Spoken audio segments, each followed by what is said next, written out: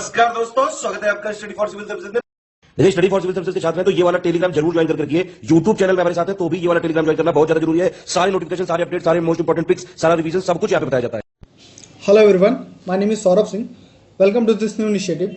UP PCS GS mains के syllabus को question answer format में कंप्लीट कर रहे हैं। ये 30वां वीडियो है, ठीक है। तो 30 वीडियोस आ चुके हैं भाई, 4 क्वेश्चन हर में है। इतने अगर आप करके जा रहे हो मेंस में तो कुछ तो अच्छी खासी आपकी प्रैक्टिस है, कुछ कंटेंट अच्छा है, ठीक है। एथिक्स पे तो हमने काफ़ी क्वेश्चन कर लिए हैं। So study for civil services के सारे प्रोग्राम्स की जानकारी के लिए इन नंबर्स पे कॉल करिए। जिनको पेड ग्रुप ज्वाइन करना है ना, वो इन नंबर्स पे कॉल करिए, आपको सारी इन्फॉर्मेशन मिलेगी। बिहार के लिए चल रहा है, यूपी पीसीएस 2021 के लिए चलने वाला है, ठीक है। आरओ के लिए है। इसके अलावा फ्री टेलीग्राम चैनल ज्वाइन करिए। टेलीग्राम चैनल फ्री है, इसको एक बार सर्च करिए, इसको ज्वाइन करिए। बहुत सारे लोग इसमें जुड़ चुके हैं। क्वेश्चन नंबर 1,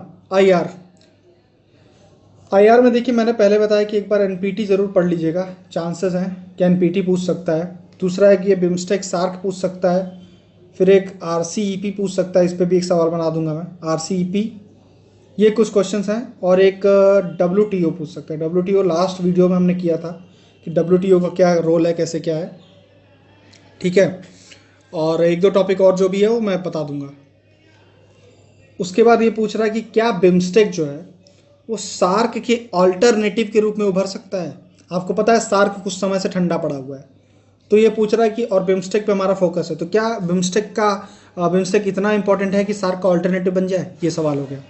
दूसरा है पर्सन विद डिसेबिलिटी एक्ट जो है 2016 की, इसके बारे में आपको कुछ उनका जो विशेषता वगैरह इस एक्ट का वो लिखना है।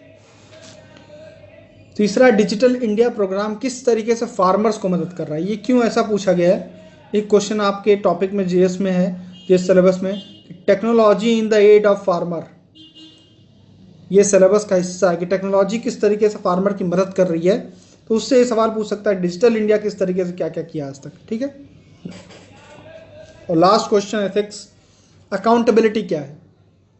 ये जो लास्ट आपका एथिक्स का सिलेबस है उसमें डायरेक्टली लिखा हुआ है कि अकाउंटेबिलिटी के बारे में आपको पता होना चाहिए। तो अकाउंटेबिलिटी डायरेक्टली पूछ सकता है कि अकाउंटेबिलिटी क्या है। और फिर एथिकल गवर्नेंस एक पूछा है सवाल है कि एथिकल गवर्नेंस में अकाउंटेबिलिटी का क्या रोल है। और एक क्वेश्चन ये पूछता है कि सिविल सर्वेंट्स के लिए अकाउंटेबिलिटी क्यों जरूरी है और कैसे आप सुनिश्चित करोगे, ठीक है। तो ये है 3-4 तरीके के पॉइंट्स आज हम डिस्कस करेंगे इस क्वेश्चन में। Question number 1, BIMSTEC, Bay of Bengal initiative for multi sectoral technical and economic cooperation, यही फुल फॉर्म है इसका, ठीक है। याद है तो अच्छा है, नहीं याद है कोई बात नहीं। और सार्क के बारे में आपको पता ही है। क्वेश्चन में बहुत ज़्यादा इसमें नहीं घुसना है कि सार्क कब बना, क्या किया, बिम्स्टेक कब बना, क्या किया। डायरेक्टली आपसे एनालिसिस पूछ रहा है। वैसे भी आपके पास इसमें इतना कंटेंट होगा कि ये सब याद करने की जरूरत नहीं है। देखिए पढ़ते हैं कि पठानकोट और उड़ी के अटैक के बाद we see a clear shift in government strategy which shows more focus on BIMSTEC and less on SAARC. Pathankot Uri इन सब हमलों के बाद भारत की रणनीति में आपको एक स्पष्ट रूप से एक बदलाव देखेगा कि जहां बिम्स्टेक पर ज़्यादा फोकस किया गया और सार्क पर कम। ओवरऑल यही रहा है। कई बार बीच बीच में याद आया इनको कि सार्क भी है कुछ और कुछ काम किए हैं, ठीक है। फिर क्या, डायरेक्ट हिट करिए कि लिमिटेशन क्या है सार्क की, सार्क क्यों असफल रहा। पहला, bilateral dispute overshadowed regional cooperation. ये देखिए कि जो हमारे बाइलेटरल द्विपक्षीय विवाद थे, द्विपक्षीय विवादों ने क्षेत्रीय सहयोग की भावना को कमजोर कर दिया। जब हम मीटिंग कर रहे हैं तो भारत पाकिस्तान बस चल रहा है वहां पर, ये आपस में एक दूसरे खुन्नस उतार रहे हैं, ठीक है। और इस चक्की में बाकी देश पिस रहे हैं कि वो किसका साथ लें किसका साथ नहीं, ठीक है। तो ये हो रहा है। इसको आप शॉर्ट में क्या बोलोगे कि चूंकि बायलेटरल डिस्प्यूट्स हैं उसकी वजह से रीजनल कोऑपरेशन हो ही नहीं पा रहा है, वो उसको सक्सेसफुल सारे इवेंट्स को होने ही नहीं दे रहे हैं कंट्रीज। दूसरा, अच्छा इंटरनेशनल लेवल पे कई कंट्रीज, जैसे आप वर्ल्ड वॉर का देखो यार, वर्ल्ड वॉर के टाइम पे पूरा यूरोप आपस में लड़ रहा था और आज की डेट में यूरोपियन यूनियन आप देख लो कैसे वो बन के तैयार हो गए। तो ये वाली चीज़ हमने नहीं सीखी इनसे। भले हम वेस्ट की और सब चीज़ों में कॉपी करते हैं लेकिन ये हम ना सीख पाए, ठीक है। नेक्स्ट क्या है कि नो डिस्प्यूट सेटलमेंट मैकेनिज्म, कोई इस तरीके का डिस्प्यूट सेटलमेंट मैकेनिज्म नहीं क्रिएट किया गया। जैसे अभी डब्ल्यूटीओ में पढ़ रहे थे तो डिस्प्यूट सेटलमेंट बॉडी बना दी थी, तो हर ऑर्गेनाइजेशन में आपको ये मान के चलना है कि वहाँ पे डिस्प्यूट तो होगा ही यार, तो उसके लिए कुछ ऐसा व्यवस्था करनी चाहिए ऑर्गेनाइजेशनल लेवल पे जो सार्क में आपको देखने को नहीं मिलती है। वर्ल्ड बैंक का एक डेटा कहता है कि साउथ एशिया के जो देश हैं वो आपस में जो भी ट्रेड करते हैं, मतलब उनके टोटल ट्रेड का, उनका टोटल ट्रेड, हर कंट्री को कुछ टोटल ट्रेड होगा, तो कंट्रीज अपने टोटल ट्रेड का केवल 5% साउथ एशिया में कर रही होती हैं, बाकी वो बाहरी विदेशों से ट्रेड कर रही हैं, लेकिन अपने क्षेत्र में सिर्फ 5% ट्रेड कर रही हैं। इस बेसिस पर वर्ल्ड बैंक कहता है कि लीस्ट इंटीग्रेटेड रीजन, सबसे कम एकीकृत क्षेत्र है ये, सबसे कम एकीकृत क्षेत्रों में से एक है। कौन सा? South Asia. ये सब सार्क की तो फेल्योर है। आपने इतने साल से एक ऑर्गेनाइजेशन बनाया सिर्फ इसलिए कि साउथ एशिया का उसको क्या करना है, कोऑपरेशन बढ़ाना है, वो भी ना कर पाए आप। फिर क्या, फ्री ट्रेड एग्रीमेंट बना तो दिया but it did not materialise well, कोई खास इसमें काम दाम हुआ नहीं। ठीक है, नेक्स्ट क्या, कांस्टेंट इम्पेडिमेंट्स, लगातार कोई ना कोई आपका पाकिस्तान के द्वारा क्या किया गया, बाधाएं क्रिएट की गई। जैसे हम मोटर व्हीकल एग्रीमेंट लेके आए कि चलो सारी कंट्रीज साउथ एशिया की आपस में जुड़ जाएंगे और उसके हिसाब से बढ़िया ट्रेड और ये सब होगा। ये लोग को फिर सपना आया कि इन लोग को नहीं जुड़ना है, फिर उसको हम लोग कम करके क्या लेके आए, BBIN, कि हमने कहा चलो अब 4 ही लोग जुड़ जाते हैं, मोटर व्हीकल हटाओ। भारत, बांग्लादेश,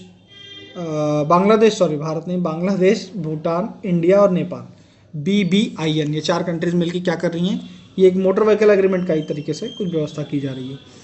सार्क सैटेलाइट लेके आ रहे थे, फिर पाकिस्तान बोला नहीं हमको इंक्लूड नहीं होना, तो फिर उसका नाम रख दिया साउथ एशियन सैटेलाइट रख दिया। ठीक है,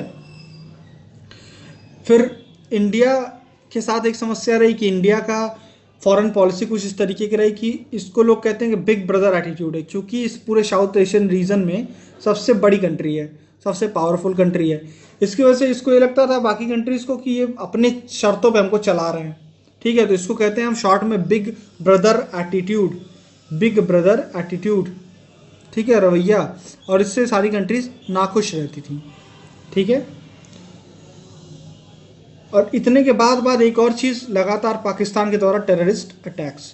तो इंडिया ने बड़ा क्लियर किया कि talk and terrorism can't go hand in hand, कि हम बातचीत और आतंकवाद एक साथ आप नहीं लेके चल सकते, कोई एक चुनना पड़ेगा आपको।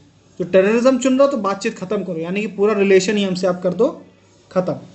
तो इन सब चीज़ों के बैकड्रॉप में क्या करता है इंडिया, एक शिफ्ट आपको देखने को मिल रहा है, जो सार्क से हम किधर मूव कर रहे हैं, बिम्स्टेक की तरफ। अब पूछता है क्या बिम्स्टेक इसका ऑल्टरनेट है, तो बिम्स्टेक की भी कुछ आपको बड़ाई तो लिखनी पड़ेगी। बिम्स्टेक क्या है भैया, BIMSTEC can integrate the region leaving the trouble maker. Trouble maker कौन है यहाँ पे, पाकिस्तान। तो पाकिस्तान को छोड़ के बाकी क्षेत्र को तो एकीकृत कर ही सकते हो आप, वही बार बार बवाल काट रहा है तो उसको हटा ही दो। दूसरा कहता है कि 28% ऑफ ग्लोबल पॉपुलेशन तो सिर्फ इन बिम्स्टेक कंट्रीज में रहती है। तो अब यहाँ से आप इकोनॉमिक पॉइंट जोड़ लो कि कितना बड़ा मार्केट होगा। ठीक है, टूरिज्म का जोड़ लो, ये सब सारे पॉइंट आप जोड़ लो। क्यों? क्योंकि 28% जनसंख्या दुनिया भर की। फिर क्या, बिम्स्टेक में बे ऑफ बंगाल बीच में आ रहा है। बीच में आने का मतलब सेंटर में स्ट्रैटेजीज की। तो चूंकि सेंटर में बे ऑफ बंगाल बहुत इंपॉर्टेंट है, क्योंकि 25% of global trade Bay of Bengal से गुजर रहा है और बहुत सारे यहाँ पे गैस रिजर्व्स और एनर्जी रिसोर्सेज पाए जाते हैं। ठीक है, बिम्स्टेक एक तरीके का लिंक बन सकता है साउथ एशिया और साउथ ईस्ट एशिया में। साउथ ईस्ट एशिया एक बहुत ही सक्सेसफुल एग्जांपल है रीजनल कोऑपरेशन का, हम उनसे सीख सकते हैं। ये बहुत ज़्यादा जुड़े हुए हैं ग्लोबल वैल्यू चेन से, तो अगर हम इनके थ्रू दुनिया भर की कई सारी मार्केट में एंट्री कर सकते हैं अपना कच्चा माल लेकर के, या अपना चीप जो प्रोडक्ट हम बनाएंगे उसको इनके थ्रू हम एंट्री कर सकते हैं। तो एक तरीके का लिंक बन जाएगा साउथ एशिया और साउथ ईस्ट एशिया में। वो लिंक का काम कौन कर रहा है, बिम्स्टेक। उसके बाद कहता है कि हाँ, हमारा जो नॉर्थ ईस्टर्न रीजन है, उत्तर पूर्वी क्षेत्र है, अगर हम बिम्स्टेक का हमारा फोकस होता है तो आप जब मैप देखेंगे तो बिम्स्टेक में आपको देखेंगे कि नॉर्थ ईस्ट वाला रीजन हमारा बीच में आ रहा है, वो बहुत सेंटर में आ जाएगा। और फिर चूंकि रीजनल कनेक्टिविटी बढ़ रही है अगल बगल के देशों के साथ, तो नॉर्थ ईस्ट जो आज की डेट में कटा हुआ है वो उतना कटा नहीं रह जाएगा, उसमें और डेवलपमेंट होगा, वाटरवे डेवलप होंगे, रोड्स डेवलप होंगे, और उस तरीके से उसका भी इंटीग्रेशन हो जाएगा और उसकी भी ग्रोथ होगी। ठीक है, जरा इंडिया म्यांमार, इंडिया म्यांमार में, ध्यान से सुनिएगा, इंडिया म्यांमार में रीजनल कनेक्टिविटी स्टैब्लिश करने के लिए नदी के माध्यम से भारत से म्यांमार जोड़ने के लिए कौन सा प्रोजेक्ट चलाया जा रहा है? भारत म्यांमार और फिर म्यांमार के थ्रू आप घुसेंगे कहाँ? इंडिया में। फिर से सुनिएगा, भारत से म्यांमार जा रहे हैं हम पानी के रास्ते, फिर म्यांमार होते हुए इंडिया में जा रहे हैं। ऐसा कहाँ किया जा रहा है इंडिया में? ज़रा बताइए कमेंट सेक्शन में। तो बिम्स्टेक की कुछ बड़ाई बोल दी भाई, लेकिन बिम्स्टेक की भी कुछ कमियां हैं। अब हम उस पॉइंट पे जा रहे हैं कि क्या सच में सार्क को रिप्लेस कर सकता है ये? हम कहेंगे कि 1997 से हमने बना रखा है बिम्स्टेक, और आप समिट लेवल पे 4 बार मिले हो बस आज तक। आपके नेता लोग जो समिट लेवल पे, हाईएस्ट लेवल पे सिर्फ 4 बार मिले हो। 1997 से बना रखा है, तो ये कहीं ना कहीं दिखा रहा है कि प्रायोरिटी में नहीं रहा है या पॉलिटिकल कंसेंसस नहीं रहा है इस चीज़ का। ठीक है, नेक्स्ट क्या है? फ्री ट्रेड एग्रीमेंट बातचीत ही चल रही है, उसको कुछ आप आगे नहीं बढ़ पा रहे हो उसको लेकर के। चाइना का ज़्यादा इन्फ्लुएंस आपको देखने को मिल रहा है, जैसे पाकिस्तान पे तो है ही, लेकिन फिर नेपाल में भी आपने देखा होगा कि लिपू लेक और लिम्पियादोरिया और इस सब क्षेत्रों में नेपाल ने क्या किया, ये अलग इशू चल रहा है ना। उसके अलावा क्या चल रहा है कि आप देखोगे कि बांग्लादेश में उसका अलग खूब सारे लोन दे रहा है, श्रीलंका का हम्बन टोटा और ये सब देख ही रहे हो। तो बेसिकली क्या है कि किस तरीके से चाइना चेक बुक डिप्लोमेसी कर रहा है। चेक बुक मतलब खूब सारे लोन बांट रहा है और उस बेसिस पर अपनी डिप्लोमेसी चला रहा है। तो इस चेक बुक डिप्लोमेसी को हमको काउंटर करना पड़ेगा। तो ये भी आज की एक रियलिटी, और बिम्स्टेक की कंट्रीज इससे बहुत ज़्यादा प्रभावित है। तो यहाँ पर फिर से इंडिया को अपना इंटरेस्ट प्रोपोगेट करना थोड़ा मुश्किल होने वाला है। ऑल्सो एक और बात है कि सोल्यूशन ये नहीं हो सकता कि आप पाकिस्तान और अफगानिस्तान को छोड़ दो। अफगानिस्तान में आपके इतने सारे इंटरेस्ट हैं, इतना सारा इन्वेस्टमेंट आपने किया है, सेंट्रल एशिया में जाने का रास्ता है आपके लिए। पाकिस्तान को आप हमेशा अवॉइड नहीं कर सकते, आपका नेबर है। वो कहते हैं ना कि आप अपने क्या नाम है, दोस्त या दुश्मन चुन सकते हैं, लेकिन अपने नेबर्स को नहीं चुन सकते। नेबर जो हो गया सो हो गया, ठीक है। पाकिस्तान तो नेबर, आप कब तक उसको अवॉइड करोगे? तो सोल्यूशन ये नहीं है कि उसको छोड़ के भागते फिरो। सोल्यूशन ये है कि ये जो कहता है कि भाई आपने अगर पाकिस्तान को छोड़ दिया और आपने अगर अफगानिस्तान को छोड़ दिया, तो साउथ एशिया कहाँ से आप रीजन जोड़ रहे हो? फिर तो आप बिम्स्टेक ही जोड़ो, बिम्स्टेक में ही खुश रहो। तो South Asia as a unit आपको अगर प्रोपोगेट करनी है, बनानी है, तो पाकिस्तान को तो कॉन्फिडेंस में लेना ही पड़ेगा। फिर कहता है सार्क एक पॉलिटिकल मैच्योरिटी थी उसके अंदर। सार्क की इंस्टीट्यूशन मैच्योर हो चुकी हैं। सार्क कई बार मिले हैं हम। अभी कोविड के टाइम पे भी एक सार्क की मीटिंग हुई थी, हालांकि उसमें पाकिस्तान के प्राइम मिनिस्टर नहीं आए थे, वहाँ के शायद हेल्थ मिनिस्टर ने उस मीटिंग को क्या नाम है वहाँ पर वो रिप्रेजेंट कर रहे थे। और शायद जो ग्लोबल सार्क फंड इंडिया ने बनाने की बात की गई थी कोविड के रिस्पॉन्स के लिए, उसको शायद पाकिस्तान ने शायद कंट्रीब्यूट नहीं किया या फिर उसमें पार्टिसिपेट करने से मना किया था शायद। ठीक है, मैं भी इस बारे में कंफर्म नहीं हूँ, लेकिन ऐसा कुछ था न्यूज़। तो बेसिकली हमको ये देखने को मिल रहा है कि सार्क जो है अभी भी रेलेवेंट है। आपको साउथ एशिया को इंटीग्रेट करना है तो सार्क टाइप ही कर सकते हो, आप बिम्स्टेक से नहीं कर सकते हो। ठीक है, प्लस सार्क की जो अपनी इंस्टीट्यूशनल मेमोरी रही है, इंस्टीट्यूशन वाइज उसने जो अभी इतना मैच्योरिटी अटेन की है, बिम्स्टेक को वो चीज़ पाने में बड़ा समय लग जाएगा। बिम्स्टेक अभी बहुत नया है, क्या काम करना है, किसके क्षेत्र में आगे बढ़ना है, क्या इंस्टीट्यूशन इस्टेब्लिश करनी है, ये सब अभी नहीं हो पाई उसके द्वारा। ठीक है, तो लास्ट में मैं तो यही लिखूंगा कि भाई सार्क का कॉम्प्लीमेंट मैं कह सकता हूँ, सार्क को एक तरीके से सार्क के पूरक के रूप में बन सकता है बिम्स्टेक, कि पूरे रीजन को अफगानिस्तान से लेके इधर म्यांमार वगैरह तक भी हम इंटीग्रेट कर लें, लेकिन हम सार्क को, सॉरी बिम्स्टेक को सार्क का विकल्प नहीं कह सकते, ये पूरक हो सकता है। ठीक है, तो ये हमने पढ़ा आज का ये पहला क्वेश्चन, जिसमें हमने बात करी क्या कि देखिए आइडिया समझिए, कहानी याद रहेगी तो इंटरनेशनल रिलेशन के क्वेश्चन ऐसा ही हो जाते हैं यार, कि भाई पहले अटैक किया आपने, आतंकवादी अटैक, उसके बाद हमने पढ़ा कि इसलिए हमने थोड़ा आपसे मन खट्टा हो गया, सार्क से दूरी बनाई, बिम्स्टेक की तरफ बढ़े इंडिया, क्यों सार्क की कमियां हैं, कमियां लिख दी हमने। फिर हमने बात करी क्या, इसीलिए बिम्स्टेक की तरफ जा रहे हैं, तो बिम्स्टेक के फायदे।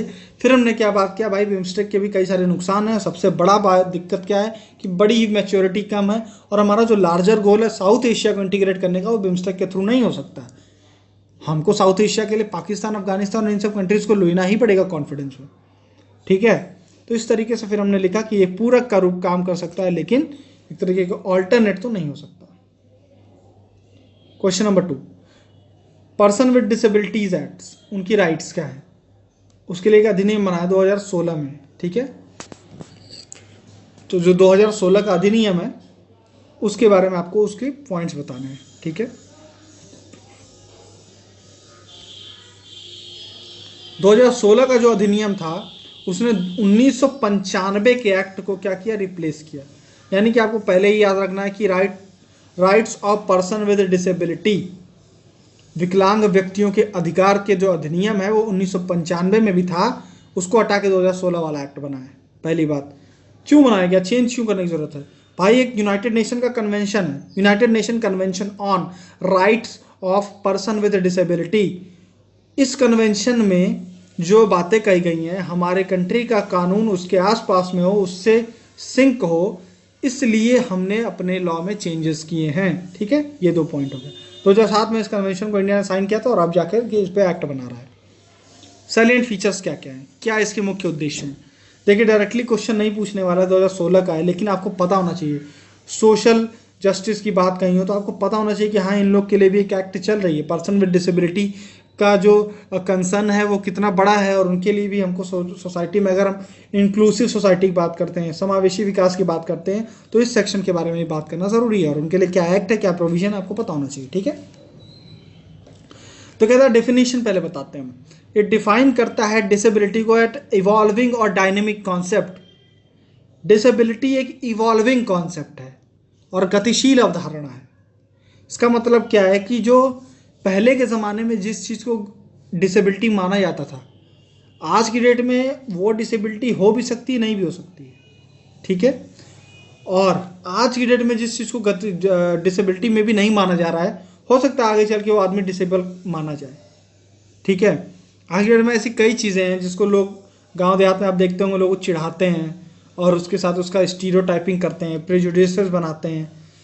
तो आज की डेट में वो लोग डिसेबल्ड कैटेगरी में नहीं माने जाते हैं। आपके पास श्योर ऐसे कई सारे एग्जाम्पल होंगे, लेकिन फिर आगे चल के कभी न कभी जब सोसाइटी प्रोग्रेस करेगी तो हो सकता है कि साइंस इस तरीके से रिसर्च करे और बताए कि उनका जो स्ट्रेंज बिहेवियर है किसी पर्सन का, वो जानबूझ के नहीं ऐसा कर रहा है। क्यों कर रहा है? क्योंकि वो कहीं ना कहीं डिसेबल्ड है, वो नॉर्मल नहीं है, और उसके अंदर जो ये विकलांगता मतलब जो उसके अंदर की अभी कमी है, उसका रीज़न साइंस के थ्रू अगर एक्सप्लेन कर सकते हैं तो इसलिए वो बड़ा पॉजिटिव इसको रखता है कि कहता है कि ये चीज़ें चेंज भी हो सकती हैं, ये स्टैटिक नहीं है। जो हम जिस सेंस में विकलांगता मानते हैं सिर्फ वहीं तक सीमित नहीं है। इसीलिए इसने क्या किया कि एक लिस्ट जो बनाई उसमें विकलांगता, जो हमारे यहाँ 1995 का एक्ट था, ये था ना 1995 का एक्ट, उसमें केवल 7 तरीके की डिसेबिलिटी मानी गई थी, और इस एक्ट ने उसको बढ़ा के 21 किया है। अब इंडिया में 21 टाइप्स ऑफ डिसेबिलिटी को मान्यता दी गई है। तो ये देखा ना आपने कैसे इवॉल्विंग कॉन्सेप्ट है। स्पीच और लैंग्वेज डिसेबिलिटी और specific learning disability, this has been added for the first time. पहली बार इन चीज़ों को ऐड किया गया है विकलांगता की सूची में। दूसरा क्या है कि एसिड अटैक को देखिए। अब एसिड अटैक को पहले विकलांगता के अंदर नहीं माना जाता था, तो जिन लोग के ऊपर एसिड अटैक हुआ उनकी लाइफ में, एक तो आपने देखा होगा अगर वो छपाक मूवी देखी है दीपिका पादुकोण की, उसमें उस चीज़ को बड़ा क्लियरली दिखाया गया कि इन लोगों को कितना मेंटल ट्रॉमा फेस करना पड़ता है, और सोसाइटी इनके लिए मतलब एक इवेंट के बाद किस तरीके से इनकी पूरी दुनिया बदल जाती है, और ऐसे लोगों को सोसाइटी के सपोर्ट की ज़रूरत होती है। लेकिन अभी तक ऐसा नहीं था। अब हमने अगर चूंकि उसको डिसेबिलिटी में मान लिया है, तो डिसेबल लोगों को जो भी सोसाइटी की तरफ से, जो गवर्नमेंट के हिसाब से, जो एजुकेशन इंस्टीट्यूशन की तरफ से जो फ़ायदे मिलते हैं, अब उनको एटलीस्ट वो मिल पाएगा, ठीक है। इसलिए एसिड अटैक को इसमें इंक्लूड किया गया। 7 से 21 से 2 चीज़ें याद रखनी है। नेक्स्ट क्या है, इनके अधिकार क्या हैं? तो पर्सन विद डिसेबिलिटी शैल है राइट टू इक्वालिटी। जो PWD लोग हैं उनको समानता का अधिकार होगा। मतलब समानता का अधिकार मतलब उनके खिलाफ आप डिस्क्रिमिनेशन, भेदभाव नहीं कर सकते और न किया जाना चाहिए। All existing public building should be made accessible for disabled person. सभी मौजूदा सार्वजनिक भवनों को विकलांग व्यक्तियों के लिए सुलभ बनाने की जरूरत है, और इसके लिए एक गवर्नमेंट स्कीम चल भी रही है, सुगम्य भारत अभियान। सुगम्य भारत, सुगम्य, ठीक है। नेक्स्ट पॉइंट, एजुकेशन और स्किल डेवलपमेंट में इनके लिए क्या करना है? Access to inclusive education. विकलांग व्यक्तियों के लिए समावेशी शिक्षा की जरूरत है। अब समावेशी का मतलब क्या है? आपको ब्रेल के बारे में पता होगा, ब्रेल ही बोलते हैं शायद, जो वो उभरे हुए अक्षर होते हैं ऐसे करके, और जो दृष्टिबाधित लोग होते हैं जिनको दिखाई नहीं देता, वो इसको ऐसे छू करके महसूस करते हैं कि वर्ड क्या लिखा हुआ है। मान लो मुझे 3 लिखना है, तो मैं एक तो हम लोग जैसे जो पढ़ सकते हैं वो 3 इस तरीके से पढ़ लेंगे, लेकिन जो हमारे भाई बहन हैं जिनको नहीं दिखता है, कम दिखता है, उनके लिए हम ऐसे ऐसे उभरे हुए अंक बनाते हैं। क्यों? अब वो इसको धीमे धीमे ऐसे ऐसे छुएंगे जब, तो उनको अंदाज लग जाएगा कि ये 3 लिखा हुआ है। तो ये ब्रेल लैंग्वेज है। तो ये हुआ एक एग्जाम्पल समावेशी विकास का। आपने एक मनी ऐप के बारे में सुना होगा, मनी ऐप आरबीआई का, जो ये बताता है कि वो नोट कौन सी वो है डिनोमिनेशन, मतलब 10 का नोट है, 5 का नोट है, या 100 का है, 500 का नोट है, जो भी है। बेसिकली हम लोग को तो पता है, हमारे आप जैसे लोग जो हैं वो समझ पा रहे हैं, लेकिन जो पर्सन डिसेबल है उनके लिए बहुत चैलेंज हो जाता है। लाइफ उनके लिए इजी बनाना बहुत ज़रूरी है। आपके लिए, हमारे लिए लाइफ बहुत इजी है अभी। तो आज की डेट में पॉलिसी जो हमारी रही हैं वो इन लोग के लिए फेवर्ड नहीं रही हैं, तो अब उसको करने की ज़रूरत है। आपको इंश्योर करना है कि सुगम्य भारत हो, ये लोग भी उतना ही फ्रीली एक्सेसिबल रहें, फ्रीली उतना मूव करें जितना एक कोई और आदमी मूव कर रहा है। तो इनके खिलाफ डिस्क्रिमिनेशन नहीं करना है। डिस्क्रिमिनेशन नहीं करने के लिए आपको इनको इक्वल अपॉर्चुनिटी प्रोवाइड करनी है। तो आपको समावेशी एजुकेशन की तरफ बढ़ना है, मतलब इनके लिए कुछ ऐसी व्यवस्था की जाए जो इनकी एजुकेशन को और आप कह सकते हो कि ईजी बना दे। ठीक है, तो जो अपॉर्चुनिटीज़ पीपल विद डिसेबिलिटीज़ के लिए भी उतनी ही बढ़ाने की ज़रूरत है। उनको स्वरोजगार, व्यावसायिक प्रशिक्षण देने की ज़रूरत है। At least 5% seat in government institution, देखिए गवर्नमेंट के कोई इंस्टीट्यूशन होंगे या गवर्नमेंट से एडेड जो होंगे, इनमें 5% सीट जो होंगी वो पर्सन विद डिसेबिलिटीज़ के लिए रिजर्व हो जाएंगी। पहले 3% था, उसको 5% कर दिया। ठीक है, नेक्स्ट एम्प्लॉयमेंट में क्या है? एम्प्लॉयमेंट में भी रिजर्वेशन, यूनियन गवर्नमेंट और स्टेट गवर्नमेंट की जो नौकरियां हैं उसमें 4% रिजर्वेशन इनको मिलना चाहिए। ठीक है, इस तरीके से आप जो इनके खिलाफ इनजस्टिस हो रहा है उसको आप रोक सकते हैं या इनकी सोसाइटी में एम्पावरमेंट कर सकते हैं। नेक्स्ट क्या है? District level committees. District level committee बनेंगी, जिला स्तरीय समितियां, इनका गठन राज्य सरकार द्वारा किया जाएगा, और जो पर्सन विद डिसेबिलिटीज़ हैं, जो ऐसे विकलांग भाई बहन हैं, उनकी जो स्थानीय चिंताएं हैं उनको दूर करने के लिए ये समिति काम करेगी।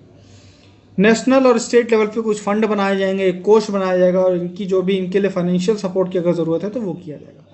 लास्ट में पनिशमेंट का प्रावधान भी इस एक्ट में किया गया है कि अगर आप इनके खिलाफ, पब्लिक पर्सन विद डिसेबिलिटीज़ के खिलाफ अगर आप कोई तरीके का भेदभाव करते हैं या वो सब नहीं करते हैं जो इस एक्ट में आपको करने के लिए कहा गया है, तो आपको 10,000 रुपये से लेके 5 लाख रुपए तक का फाइन देना पड़ सकता है, या 6 महीने से 2 साल तक की सज़ा भी हो सकती है। ठीक है, अब ये एकदम एग्जैक्ट नंबर डेट नहीं याद रखना, बस याद रखना कि यहाँ पनिशमेंट का प्रावधान है इस एक्ट को ना मानने पर। ये हो गया। हमने पढ़ा 1995 के एक्ट को हटा के 2016 में ला दिया। क्यों ला दिया? यूनाइटेड नेशन कन्वेंशन के आसपास रहने के लिए। डिसेबिलिटी को बताया कि इवॉल्विंग कॉन्सेप्ट है, उसने बताया कि 7 से 21 बढ़ा दिया है। 21 वर्गों में आज की डेट में डिसेबिलिटी इंडिया में रिकॉग्नाइज्ड है। इसी डाटा को पहली बार इसके अंदर शामिल किया गया है। इनके लिए क्या अधिकार है कि इनके खिलाफ डिस्क्रिमिनेशन, भेदभाव नहीं होना चाहिए, और दूसरी बात, सारी पब्लिक ऑफिसेस और सारे सार्वजनिक स्थान इनके लिए एक्सेसिबल होने चाहिए, इसलिए सुगम्य भारत चला रहा है इंडिया। उसके बाद एजुकेशनल और स्किल डेवलपमेंट के लिए भी इनके लिए प्रावधान करने की ज़रूरत है। एजुकेशन में हमने पढ़ा इंक्लूसिव एजुकेशन, उसके लिए कुछ आप करंट अफेयर के एग्जांपल दे सकते हो। फिर 5% सीट रिजर्व करनी है, नौकरी में 4% नौकरियां रिजर्व करनी है। डिस्ट्रिक्ट लेवल की एक कमेटी बनाएंगी जो स्थानीय इनकी शिकायतें दूर करेंगी। नेशनल और स्टेट लेवल पे फंड बनाया जाएगा। न मानने पर ये सब आपको 5 लाख रुपए या 10,000 से 5 लाख रुपए तक का फाइन या 6 महीने से लेकर 2 साल तक की जेल हो सकती है। ठीक है, ये रहा।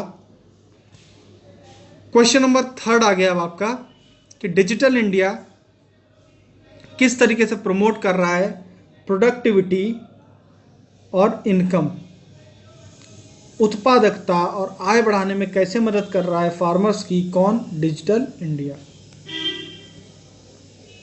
डिजिटल इंडिया का फुल फॉर्म क्या है, उसी से फुल फॉर्म नहीं मतलब आमतौर पे आप क्या समझते हो? डिजिटल इंडिया, पूरे इंडिया में कुछ कुछ डिजिटल कर रहे हैं, अब क्या करना है? तो डिजिटल इंडिया का उद्देश्य शासन और नागरिक सशक्तिकरण में सूचना और संचार प्रौद्योगिकी का प्रयोग करके नेक्स्ट क्वेश्चन है डिजिटल इंडिया के बारे में। हमने बात करी हुई है कि टॉपिक है एक technology in aid of farmers. Farmer की मदद के लिए कौन सी टेक्नोलॉजीज यूज हो सकती हैं, ये आपके GS3 एग्रीकल्चर वाले टॉपिक का पार्ट है। उसमें आपसे पूछ सकता है, ठीक है, ये पूछ सकता है डिफरेंट जो टेक्नोलॉजिकल मिशन चलाती है सरकार, टेक्नोलॉजिकल मिशन, डायरेक्ट क्वेश्चन बन सकता है कि टेक्नोलॉजी मिशन से आप क्या समझते हैं, और उनमें से कोई एक टेक्नोलॉजी मिशन के बारे में आपसे पूछ सकता है। ये दो तरीके के सवाल यहाँ से बनते हैं। और एक जनरल क्वेश्चन कि कैसे टेक्नोलॉजी यूज़ हो रही है, तो उसमें यहाँ पर एक पूछा डिजिटल इंडिया का। आपसे अलग से पूछ सकता है कि किस तरीके से टेक्नोलॉजी मदद करती है फार्मर का। शायद 2018 वाले एग्जाम में पूछा था, मुझे यहाँ तक याद आ रहा है, ठीक है। तो हाँ, डिजिटल इंडिया। अब डिजिटल इंडिया क्या है भाई? डिजिटल इंडिया मतलब कोई भी डिजिटल टाइप क्वेश्चन आए, ई गवर्नेंस आ जाए, तो बस लिखना है कि ICT का प्रयोग करना है। ICT क्या होती है आपको पता है? इंफॉर्मेशन कम्युनिकेशन टेक्नोलॉजी, हिंदी में सूचना और संचार प्रौद्योगिकी। इंफॉर्मेशन और कम्युनिकेशन टेक्नोलॉजी, सूचना और संचार प्रौद्योगिकी। तो डिजिटल इंडिया क्या हो गया? डिजिटल इंडिया क्या है कि using the power of ICT in governance and citizen empowerment. अगर आप ICT का प्रयोग करते हो सिटीजन के एम्पावरमेंट के लिए या गवर्नेंस के लिए, तो इसको मैं कहूँगा कि यही उद्देश्य है डिजिटल इंडिया का, ठीक है। सूचना प्रौद्योगिकी, सूचना और संचार प्रौद्योगिकी का प्रयोग करके जब हम नागरिक सशक्तिकरण की बात करते हैं, तो इसको हम क्या बोलते हैं? डिजिटल इंडिया का ऑब्जेक्टिव हो गया, ठीक है। ये हो गया इंट्रोडक्शन वाला बात। It is based on maximum governance and minimum government. जो गवर्नमेंट की बात है ना, ये गवर्नमेंट, प्रेजेंट गवर्नमेंट यही बोलती है कि हम मैक्सिमम करेंगे गवर्नेंस को, मिनिमम करेंगे गवर्नमेंट को। तो आपको गवर्नमेंट कम करते हुए गवर्नेंस कैसे बढ़ाओगे आप? इंफॉर्मेशन कम्युनिकेशन टेक्नोलॉजी के थ्रू आप उस जगह भी पहुंचोगे जहां पर गवर्नमेंट की अभी पहुंच नहीं थी। तो ये टेक्नोलॉजी की मदद से ही हो सकता है, ठीक है। डिजिटल इंडिया के 3 कंपोनेंट हैं।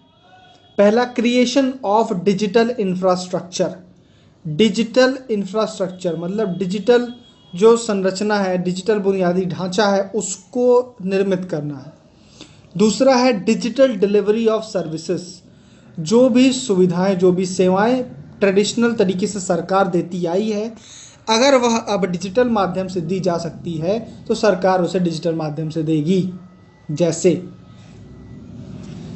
पहले आपका बैंक का जो मनरेगा का पैसा था, वो अब कैसे आ रहा है आपके पास? वो DBT के थ्रू आ रहा है, डायरेक्ट बेनिफिट ट्रांसफ़र। आपके बैंक खाते में पैसा भेज दिया जा रहा है। प्रधानमंत्री किसान योजना के तहत जो आपको पैसा मिलना चाहिए, वो आपके बैंक खाते में डायरेक्ट भेजा जा रहा है। कोई बिचौलिया नहीं, कोई कुछ नहीं, ठीक है। वहाँ से बटन दबी, यहाँ पहुँचेगा पैसा। इसके अलावा पब्लिक डिस्ट्रीब्यूशन सिस्टम PDS, वहाँ पे अनाज के वितरण के लिए बायोमेट्रिक अगर यूज हो रहा है, तो ये बता रहा है कि हाँ एक ही आदमी एक बार में ले रहा है, जिस आदमी का कार्ड है वही ले रहा है। तो यहाँ पर क्या कह रहे हैं हम कि डिजिटल तरीक़ों से जो भी सेवाएं सरकार प्रोवाइड करती थी उसको अब डिजिटल तरीक़ों से देगी। तीसरा है डिजिटल लिटरेसी। डिजिटल साक्षरता। ये 3 चीज़ क्या हैं? डिजिटल इंडिया का एम है, ऑब्जेक्टिव्स हैं, ठीक है। अब एग्रीकल्चर पे आते हैं। एग्रीकल्चर आपको पता है कि भाई करीब 49% लोग क्या है अपना एम्प्लॉयमेंट कहाँ से जनरेट करते हैं? एग्रीकल्चर से करते हैं, वो इसी पर डिपेंडेंट हैं। उसके अलावा आपने फार्मर की इनकम को दुगना करने की वादा भी कर लिया है। अब ये सब तभी होगा जब, बड़े शॉर्ट में यहाँ बड़ी बड़ी बात लिख दी गई, क्या? 2022 तक आपको अपना इनकम दुगना करना है, but it will require increase in production plus productivity plus easy and assured market availability. पहले तो खेत वाला पोर्शन और फिर बेचने वाला पोर्शन। प्रोडक्शन बढ़ाना है, प्रोडक्टिविटी बढ़ानी है। प्रोडक्शन मतलब टोटल कितना पैदा होगा, प्रोडक्टिविटी मतलब पर हेक्टेयर, इस तरीके से नापोगे आप। तो प्रोडक्शन और प्रोडक्टिविटी बढ़ानी है और उसके साथ साथ ईजी और एश्योर्ड, सरल तरीके से और सुनिश्चित करना है कि मार्केट की अवेलेबिलिटी हो, मतलब एमएसपी मिलना है तो एमएसपी मिले, खरीद होनी चाहिए उस चीज़ की। तो ये हो गया, इस तरीके की ज़रूरत होगी अगर आपको एग्रीकल्चर को बेनिफिशियल बढ़ाना है। और ये जो ज़रूरत थी, इस ज़रूरत को पूरा करने के लिए अगर आईसीटी काम आ रही है तो आप बोलोगे कि हाँ, डिजिटल इंडिया ने एग्रीकल्चर में कुछ कुछ फ़ायदा किया है। बस आ गई सीधी बात हमारी कि डिजिटल इंडिया से हमने जोड़ दिया एग्रीकल्चर को। So the issue of forward और बैकवर्ड लिंकेज हमको क्रिएट करना है। फॉरवर्ड बैकवर्ड लिंकेज पता है आपको? फूड प्रोसेसिंग के सेक्टर में हम बात करते हैं। मान लो हमने एक मैंगो उगा लिया है, तो फॉरवर्ड लिंकेज क्या होगा मैंगो के लिए? फॉरवर्ड मतलब इस जगह से वो और आगे बढ़े, आगे जाएगा तो तोड़ के उसका प्रोसेसिंग करने का व्यवस्था होना चाहिए। ठीक है, प्रोसेसिंग कर लिया तो फिर उसका टेस्टिंग होना चाहिए कि हाँ ठीक ठाक बना कि नहीं।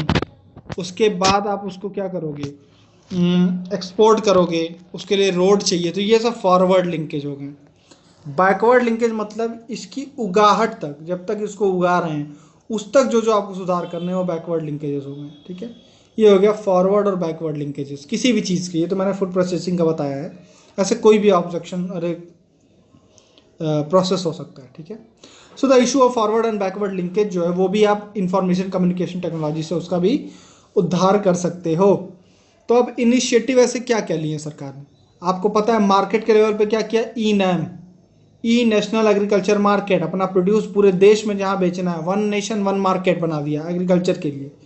ई नैम, ग्राम, रूरल हाट जो होती थी, रूरल हाट्स मार्केट, हाट मार्केट जो होती थी उसको क्या कर दिया, ग्राम में परिवर्तित किया है और ग्राम्स को जोड़ दिया है ई नैम से। अब ये ग्राम वाले लोग बाहर हैं एपीएमसी से। ठीक है, तो इस तरीके से ग्राम को मतलब एक गांव में बैठा आदमी इंटरनेट के थ्रू अपना प्रोड्यूस कहीं बेच सकता है। तो ये एग्रीकल्चर में ई या टेक्नोलॉजी या डिजिटल इंडिया का रूप दिख रहा है आपको। किसान टीवी चलाई जा रही है किसानों के लिए, सिर्फ किसानों को समर्पित है, वो उससे इंफॉर्मेशन ले पा रहे हैं कैसे क्या उगाना है, कब उगाना है, कितना फर्टिलाइजर डालना है, ये सब चीज़ें। ठीक है,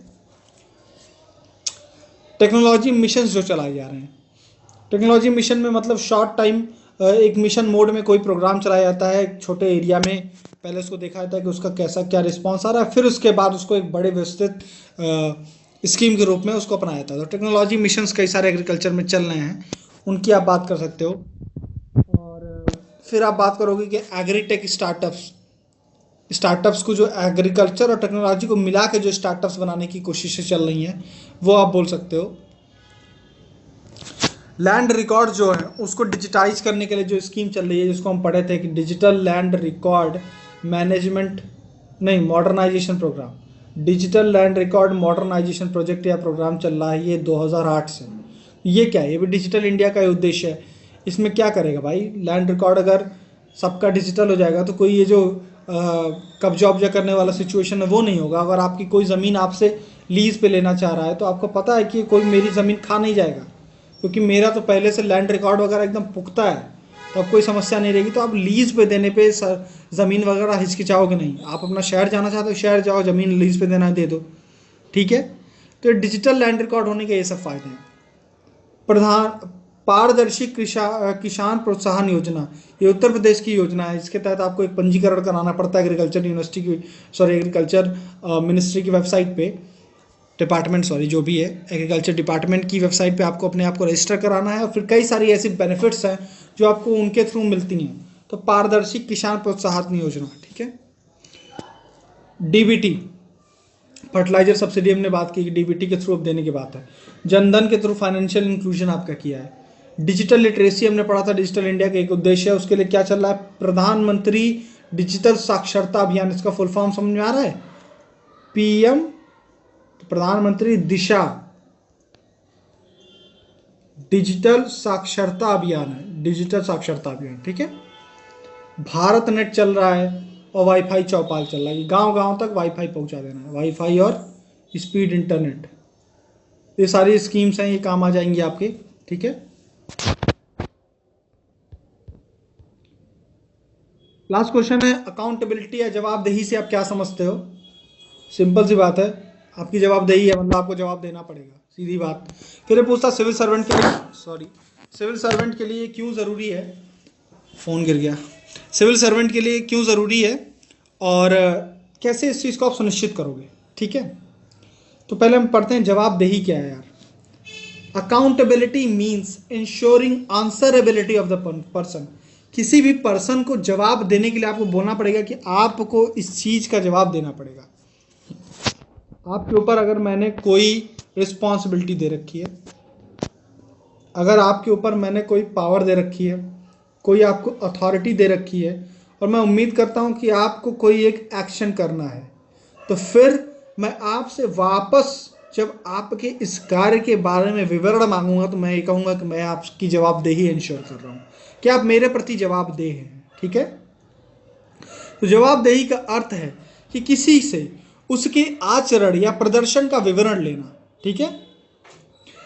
अब सिविल सर्वेंट के लिए, in civil services it is formal mechanism to ensure compliance, target completion and social justice. Civil services में अकाउंटेबिलिटी क्या करती है? ये इंश्योर करती है कि आप सोशल जस्टिस वाले कार्य करो, आप उतना ही पावर यूज करो, उस मद में यूज करो जिस चीज के लिए आपको दिया गया था। आपको जो काम आपसे उपेक्षित है सॉरी आपसे जो काम अपेक्षित है आप वो कार्य करिए, ठीक है। आप अपना लक्ष्य प्राप्त करिए। तो अगर ये चीज़ें जो भी मैंने आपके लिए ऑब्जेक्टिव निर्धारित किया वो आप फॉलो कर रहे हो कि नहीं कर रहे हो, जब मैं इस चीज़ को जानने की कोशिश करूंगा तो मैं ये कहूँगा कि मैं आपसे जवाबदेही मांग रहा हूँ या मैंने आपकी जवाबदेही क्या करी है, सुनिश्चित की है। तो आवश्यकता क्या है, ये एक फॉर्मूला है कि अथॉरिटी में अगर आपको दे दूँ और लेकिन अकाउंटेबिलिटी ना हो तो आप करप्शन कर लोगे, और अधिकार में से अगर जवाबदेही को हटा दूँ तो भ्रष्टाचार का जन्म होता है। इसीलिए जवाबदेही का बहुत इंपॉर्टेंट रोल होता है, ठीक है। फिर कहता है कि सिंस अ सिविल सर्वेंट, एक जो सिविल सेवक होता है, ही एंजॉयज इमेंस पावर, उसके पास बहुत शक्तियां होती हैं, उसके पास अथॉरिटी होती है, उसके पास डिस्क्रिशन होता है, विवेकी शक्तियां होती हैं, स्वविवेक पे काम करना होता है। तो thus it is a threat there, हमेशा एक डर होता है कि वो इस शक्तियों का मिसयूज कर सकता है। जब वो उनका मिसयूज कर सकता है तो इसलिए यह ज़रूरी हो जाता है कि उसके ऊपर एक कंट्रोल की व्यवस्था होनी चाहिए, और कंट्रोल कैसे होता है? अकाउंटेबिलिटी के थ्रू। अब ये तो फिलॉसफी वाली बात हो गई कि हाँ अकाउंटेबिलिटी के थ्रू होता है, लेकिन अब सच में कैसे होता है? तो सच में देखिए दो तरीके से होगा। एक होगा इनफॉर्मल, एक होगा फॉर्मल, ठीक है। दूसरा होगा इंटरनल, एक होगा एक्सटर्नल, ठीक है। ये हो गया। अब हमने पढ़ा फॉर्मल। फॉर्मल मतलब ऑर्गेनाइजेशन में ही अगर कोई ऐसी व्यवस्था हो, आपकी ऑर्गेनाइजेशनल लेवल पे, आप सिविल सर्वेंट हो तो आपके ऑर्गेनाइजेशन में ऐसी जो भी व्यवस्थाएं हैं जो आपकी जवाबदेही इंश्योर कर रही हैं वो होती हैं फॉर्मल। फॉर्मल क्या होगा? एक हायरार्की होती है, आपका बॉस आपसे पूछेगा, उनका बॉस उनसे पूछेगा, सबसे ऊपर बाप बैठा है कौन? पॉलिटिशियन, नेता, एमपी, मिनिस्टर, ठीक है, ये लोग हैं। तो इज द हेड, ये सबसे ऊपर क्या होते हैं? अकाउंटेबिलिटी इंश्योर करते हैं आपकी। तो ये पहला तरीका क्या था? हायरार्की, पद सोपान जिसको कहते हैं हिंदी में, ठीक है, पद सोपान, हाँ शायद यही कहता है। दूसरा तरीका क्या है? एनुअल कॉन्फिडेंशियल रिपोर्ट्स आपकी लिखी जाती हैं कि भैया हाँ साल भर कितना कार्य कर रहे हैं। 360 डिग्री अप्रेजल आपका होता है। ये सब क्या है? ये संस्था के अंदर संस्थागत तरीके हैं जिससे आपकी जवाबदेही सुनिश्चित की जाती है। ये संस्था के अंदर हो गए। तो मैंने बोला फॉर्मल, फॉर्मल में दो हमने पढ़े, इंटरनल और एक्सटर्नल। अब एक्सटर्नल में क्या होगा? आप ही के ऊपर, आपके ऑर्गेनाइजेशन के अलावा सीबीआई का भी आ जाएगा, सीवीसी आ जाएगा, एनएचआरसी आ जाएगा, स्टेट ह्यूमन राइट कमीशन आ जाएगा। तो ये लोग जब आपसे सवाल करेंगे तो ये भी आपकी जवाबदेही इंश्योर कर रहे हैं। जुडिशरी, तो ये लेकिन क्या हो गया? फॉर्मल प्लस एक्सटर्नल, क्योंकि आपकी ऑर्गेनाइजेशन से अलग है, ठीक है। मान लीजिए आप आईआरएस हैं तो आपकी अथॉरिटी में ये नहीं है कि सीबीआई या फिर डायरेक्टली क्वेश्चन करें, लेकिन ये भी आपसे सवाल कर सकते हैं, तो आपकी जवाबदेही ये भी इंश्योर कर सकते हैं, ठीक है। तो ये हो गया।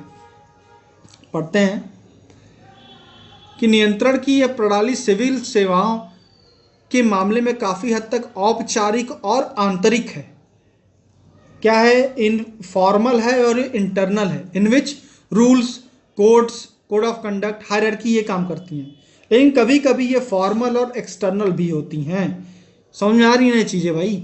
समझ में नहीं आ रहा तो एक बार फिर से पढ़ना है, बस समझ में आ जाएगा। फॉर्मल और एक्सटर्नल मतलब क्या? फॉर्मल तो है मतलब ऑर्गेनाइजेशन है, एक्सटर्नल मतलब जैसे जो आपके ऑर्गेनाइजेशन से बाहर है, सीबीआई, सीवीआईसी, सीवीसी, एनएचआरसी, जुडिशरी, ये सब। ठीक है, तो एक तरीका ये हो गया आपकी जवाबदेही का, अकाउंटेबिलिटी का। दूसरा तरीका क्या है? दूसरा तरीका बताया हमने, इनफॉर्मल होगा। ठीक है, इनफॉर्मल मतलब डायरेक्टली आपके ऊपर, आप डायरेक्टली नियम वाइज नहीं उसके प्रति जवाबदेह थे। ठीक है, हाउएवर वी सी स्टैंसेस। अच्छा, एक और बात कहता है कि लेकिन इतने सब के बाद भी हम ये देखते हैं कि आज भी जवाबदेही इतनी सारी हम इंश्योर कर रहे हैं, उसके बाद भी करप्शन देखने को मिल रहा है, नेक्सस देखने को मिल रहा है। क्या कारण है? इसीलिए कहता है क्यों? क्योंकि इंडिया में क्या देखने को मिलता है, रूल्स और रेगुलेशन को आप नज़रअंदाज करते हो। एक नेक्सस बना हुआ है किसके बीच में? करप्ट पॉलिटिशियन, करप्ट ऑफिसर्स, ठीक है, जुडिशरी, इनके बीच में। क्रिमिनलाइजेशन ऑफ पॉलिटिक्स हो गया, पॉलिटिक्स में ही क्रिमिनल बैठे हुए हैं। जुडिशियल डिले, जुडिशरी में जो केस गया भी वो बहुत डिले हो जाता है। इन सब की वजह से क्या हो रहा है कि अकाउंटेबिलिटी के जो भी साधन है, लेटर में तो है, नियम कानून बना हुआ है, लेकिन स्पिरिट में नहीं है। मतलब उनको भावनात्मक रूप से उनको नहीं फॉलो किया जा रहा है। हाँ, कहने को फॉलो हो रहे हैं, कहने को हर साल आपकी एनुअल कॉन्फिडेंशियल रिपोर्ट लिखी जा रही है, आपका अप्रेजल हो रहा है, लेकिन फिर भी वो सारी चीज़ें गलत काम चलते जा रहे हैं। इसलिए कहता है कि हमको अपने अकाउंटेबिलिटी के तरीकों में, जिस भी तरीके से आज तक हम अकाउंटेबिलिटी या जवाबदेही इंश्योर करते आए हैं, उसमें परिवर्तन करने की ज़रूरत है। वो परिवर्तन कैसा करेंगे? अभी तक हमारा क्या था? फॉर्मल यानी कि औपचारिक, और क्या था? एक्सटर्नल और इंटरनल था। अब ये कह रहा है कि इनफॉर्मल जो चीज़ें हैं उनको भी इक्वल रोल देना पड़ेगा अकाउंटेबिलिटी में। इनफॉर्मल में क्या क्या है? सोशल ऑडिट होनी चाहिए। सोशल ऑडिट हर चीज़ के लिए करो, मनरेगा के लिए तो है, लेकिन और भी चीज़ों के लिए सोशल ऑडिट शुरू करो, ताकि आप इनके प्रति जवाबदेह बने। आपको लोकल मीडिया के प्रति, हालांकि लोकल मीडिया तो पूछती ही रहती है आपसे, लेकिन मेरा कहने का ये मतलब है कि जो सिस्टम अभी हायरार्की वाला चल रहा है जवाबदेही का, इसके इतर आपको मीडिया, सोशल ऑडिट, समाज कैसे, जो ऑफिसर करप्शन कर रहा है और उसके ऊपर एलिगेशन है, या फिर जो करप्शन कर रहा है जिसको साफ साफ दिख रहा है करप्शन करता हुआ, उसके खिलाफ समाज में एक निगेटिव फीलिंग होनी चाहिए। आज की डेट में हमारे यहाँ क्या है, जो जितना करप्ट है उतना आप ये देखते हो, अगर 6 महीने में घर बना लिया, कर लिया, वो कर लिया, ये करप्शन ही तो है कि वो इतना जल्दी ग्रो कर रहा है। जब वो इतना ग्रो कर रहा है तो समाज, जो सोसाइटी है, उसको इनको रिजेक्ट करना चाहिए, ऐसे ऑफिसर्स को, ऐसी टेंडेंसी को। तो समाज के प्रति, समाज की तरफ से एक तरीके का वो बनेगा अकाउंटेबिलिटी। ठीक है, समाज में आपको अगर पता है कि आप एक्सेप्टेबल नहीं होंगे, तो आदमी हर चीज़ समाज के लिए कर रहा है, मैक्सिमम चीज़ समाज के लिए कर रहा है। आप पढ़ लिख रहे हो, कई लोग प्रेस्टीज के लिए कर रहे हो। प्रेस्टीज किसके लिए? एक तो होता है अपनी आंखों में ऊँची उठ जाओगे, लेकिन समाज भी बहुत मैटर करता है। तो अगर समाज आपको हे निगाह से देखना शुरू करेगा, तो आप, जाहिर सी बात है, आपके ऊपर एक प्रेशर बनेगा कि आप उस चीज़ के खिलाफ नहीं जाओगे। आज तक आखिर इंटरकास्ट मैरिजेस इतनी ज़्यादा इंडिया में प्रीवेलेंट क्यों नहीं है? क्योंकि कहीं ना कहीं ऐसा जो करता है वो समाज, जो उसका पर्टिकुलर समाज है, उसकी जाति वाला जो समाज है, उसमें उनकी निगाह में थोड़ा गिर जाता है, उनके माता पिता की इज्जत कम हो जाती है। तो ये इनफॉर्मल प्रेशर बहुत इंपॉर्टेंट होता है। ये इनफॉर्मल प्रेशर को हमको यूज़ करना है इसमें, सिविल सर्विसेज में। यहाँ पे अगर आप यूज़ करोगे तो उसके थ्रू आप क्या कर सकते हो कि करप्शन जैसे जो भी नेगेटिव टेंडेंसी है सोसाइटी की, उसको ख़त्म कर सकते हो। ठीक है, तो ये एक तरीके से आप बोल सकते हो कि इस तरीके से हमको क्या करना है कि हमको अकाउंटेबिलिटी यानी कि जवाबदेही के 2 तरीके हैं। एक तो ऑर्गेनाइजेशन में जो चल रहा है वो तो चलना ही है। नॉन ऑर्गेनाइजेशनल क्या क्या करना है, सोसाइटी में कुछ चेंजेस करने हैं, सोशल ऑडिट टाइप व्यवस्थाएं करनी है, सोसाइटी को गलत चीज़ों के प्रति रिजेक्शन करना सिखाना है। और रिजेक्शन करना लोग तभी सीखेंगे जब बचपन से उनको सिखाया जाएगा, बेटा जब ये गलत देखो तो उसके खिलाफ, मतलब एक तरीके का निगेटिव एटीट्यूड शो करो। एटलीस्ट आपको ये कोई नहीं कर रहा है कि वहाँ पर जा करके उनके खिलाफ कंप्लेंट कर दो, ये करो, लेकिन समाज में एक ग्रेटर मैसेज यही होना चाहिए कि ऐसे गलत चीज़ों को एक्सेप्ट नहीं किया जाएगा। तो ही over a period of time ये चीज़ें चेंज होती हैं। ठीक है, और सबसे लास्ट में आपको ये करना है कि ऑफिसर्स को, सिविल सर्विसेज को थर्ड टाइप जो अकाउंटेबिलिटी है, तीसरी तरीके की जो जवाबदेही है, जिसको हम कहते हैं सेल्फ अकाउंटेबिलिटी, कि आपको ऐसा व्यवस्थाएं क्रिएट करनी है कि आदमी खुद के प्रति जवाबदेह हो जाए। आप उसके अंदर ट्रेनिंग के माध्यम से, एटीट्यूड चेंज करने के माध्यम से, या किसी भी अन्य माध्यम से, सोशल इन्फ्लुएंस, परसुएशन, ये सब हम पढ़ चुके हैं, इन सब माध्यम से इनके वैल्यूज, इसके मूल्यों को परिवर्तित कीजिए, इस सिविल सर्वेंट के मूल्यों को परिवर्तित कीजिए और इनके अंदर सेल्फ अकाउंटेबिलिटी लाइए कि ये स्व या खुद के प्रति जवाबदेह हो जाए। और जब इंसान खुद के प्रति जवाबदेह हो जाएगा तो उसे बाहरी किसी कंट्रोल की जरूरत नहीं पड़ेगी। जैसा अरिस्टोटल कहते हैं कि law is not needed, law is not needed for law abiding people, कि जो कानून की इज्जत करते हैं, जो कानून फॉलो करना चाहते हैं, उनके लिए नियम की जरूरत ही नहीं है। वो खुद से कानून को फॉलो करते नहीं है, खुद से उनको समझ है क्या सही है क्या गलत है। ठीक है, तो इस तरीके से ये पॉइंट हो गया आज का। Thank you so much.